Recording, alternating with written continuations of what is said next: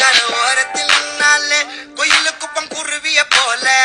அக்கம் பக்கம் யாருக்கும் தெரியாம லுக்கு விட்ட பக்குன்னு மேல காத்தடிக்கும் தசையில் என் மனச கழுத்த கட்டி இழுக்குது சேல